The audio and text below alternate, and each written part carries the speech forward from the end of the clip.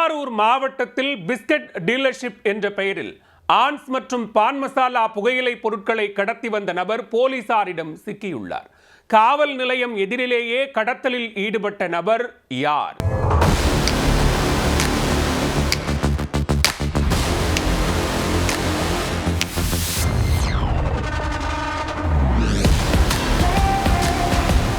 காரில் தடை செய்யப்பட்ட புகையிலை பொருட்கள் கடத்தப்படுவதாக திருவாரூர் மாவட்ட காவல் கண்காணிப்பாளர் ஜெயக்குமாருக்கு ரகசிய தகவல் கிடைத்துள்ளது.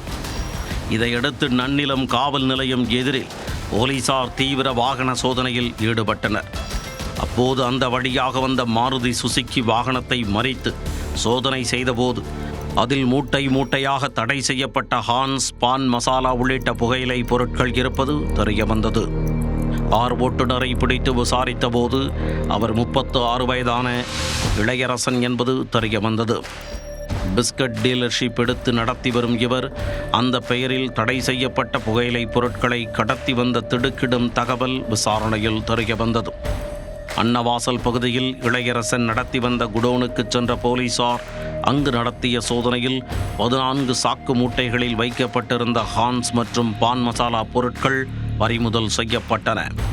குடோனில் இருந்து இளையரசனின் மைத்துனரான விக்னேஷ் என்பவரையும் போலீசார் கைது செய்தனர்.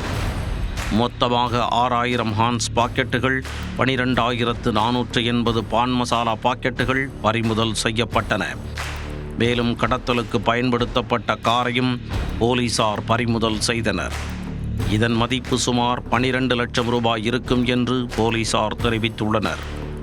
பிஸ்கட் டீலர்ஷிப் பெயரில் ஹான்ஸ், பான் மசாலா கடத்தியவர் கைது செய்யப்பட்டிருப்பது அப்பகுதியில் பரபரப்பை ஏற்படுத்தியுள்ளது.